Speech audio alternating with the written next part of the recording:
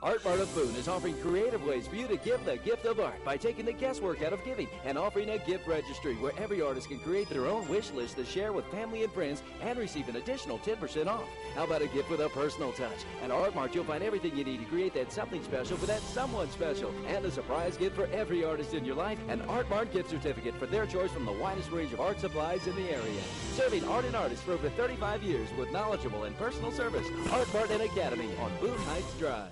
I'm Sherry Johnson, Watauga County Arts Council, and today we're in the Macy Jones Gallery. We're hanging another show, and I'm real excited to introduce you to Gary Nemcosky. Gary's a longtime friend of the Arts Council. You've been around, how long have you been in the Boone area? About 20 years, 20 and a half. Wow. Something like that. Wow. That was before I even came here. Not much really. And you and your wife, Ann, have lived in the area. You're a professor at Appalachian in the art department. That's right. And she's a part-time professor and a homeschooling mom. Is that right? She's homeschooling, but she's really not teaching anymore. Oh, she's not. She's creating a lot, though. She is becoming famous in the world online. Wow. In the blog world, it's a whole new horizon and world for the arts, and she got me into it, so I can give a plug wherever appropriate for my blog that I started these past few months. And so you can see all the artwork. She was your inspiration, I gather. Absolutely. We're looking at some of Ann's work and talking a little bit more about her. She's in the Open Door Gallery, which you and I were agreeing was a great place for her work because her work is it's more detailed than yours. Mm-hmm. It's something that we were saying, you know, when you come up really close, it's a completely different experience from what you have 10 or 12 feet away. There's all kinds of stuff in this work. I know it won't show on the camera, so we're going to have to tell them about it, but I was looking at for example, the sky here, and you said she does it over a textured board. I think this particular one, she uses a lot of different materials, from textured papers to textured panels to various types of papers. So she's really playing with this stuff. Oh, yeah, she's been exploring this. Mm-hmm. Well, if you saw that show that you brought up earlier, she had those apples. Right. No, she had the leaf and that. And the red leaf. Mm-hmm. And then a landscape. It's very meticulous work. You keep a sharp pencil. This is maybe a much more comfortable size as far as scale, but yet she'll do one like this, and it just takes a long time to build up the layers. Mm-hmm. But in doing so, I think you would agree with me, Cherry, that it makes the color luminous. It really does. In its layers. Mm-hmm. Yeah, and the more she adds to it, the more that way it becomes. Mm-hmm. And this piece over here is a clear example of that. I mean, you know, with the darker tones of the sky here, it's just rich, you know, with color and with, you know, I'm sure, well, we're up close right now, but from a distance, it almost looks like a painting. But when you get up really close, you can tell that she's done this with pencils. Yeah. And it's astounding to me that someone, I mean, I'm sorry, I'm not good with pencils, not like that. And so to me, it's amazing that someone can take a pencil and just keep working with it and doing something this interesting. Yeah, I think she's even described the process, you know, in a sense where you get in that mindset. It's almost Zen-like in quality. If you're an impatient person, you're not going to get very far with the medium. That probably is why I don't do pencil. All of these little individual pebbles would drive me insane. Yep, you can count them. Now, she's getting well known in the colored pencil world. Yes. And she's becoming one of the promoters of colored pencil as a more recognized media, as a serious media. You know, watercolors has more or less the same, but yet watercolors are so popular. Right. And then there's the watercolor pencils, too. Pencils.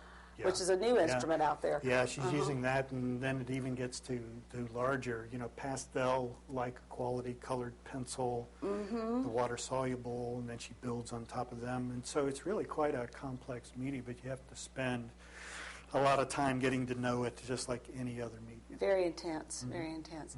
She's very gifted, obviously, and it's just beautiful work. I hate that she couldn't be here today to talk to us in person. We all couldn't fit in the car. That's right. But it's an obvious opportunity to go to the blog and check it out. Sure. And what was that address again? Do you remember? Her blog? Go to the website. We'll link you in hers there. is bluebirdhill.blogspot.com. All right. And mine is GaryNem.blogspot.com. All right. I believe I got hers right, but if not, we'll make it available here We'll make it at available. the Jones House. Right, and we'll make sure that people can get there.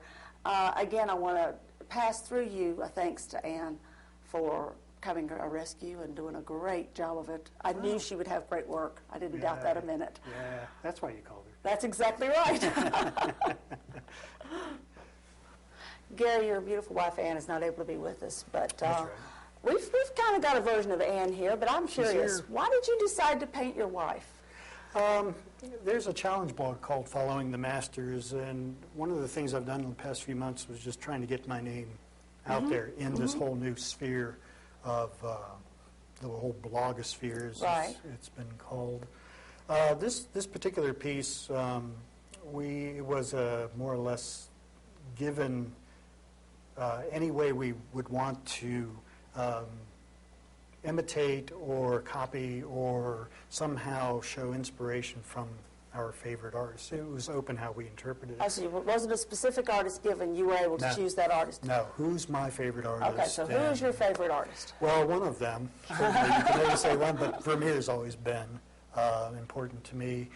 Taught me a lot about composing, I think, because I've just took him on as somebody that I'd studied for years and years. Oh, wow, I didn't realize effects of light, technique, so on, so on. So here you see Anne sketching, and it's a portrait, but at the same time you see some of our kitchen in the background. We really don't have, a kitchen floor that looks like that. It's like oak floors.